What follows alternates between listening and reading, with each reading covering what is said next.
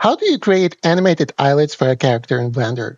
Start with the UV sphere and rename it to eyeball. Duplicate and rename to eyelid. Hide the eyeball for now.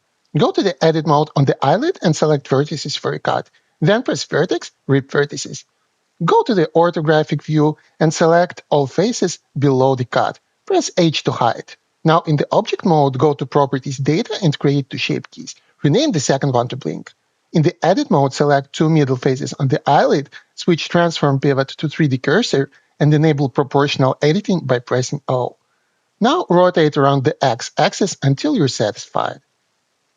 Looking good. Now press Alt-H to unhide the bottom half, select all the top faces and hide them. Now do the same rotation for the bottom part. Yay, it works, but the shape is kinda weird, let's fix that. Unhide the eyeball, smooth it, choose eyelid, and add the shrink wrap modifier. Choose eyeball as target. Now add the solidify modifier to the eyelid and adjust the thickness until you like it. Congratulations, we're done. Now position the eye on your character, apply rotation, and add the mirror modifier. Easy stuff, guys. Nice. Like and subscribe, and see you next time.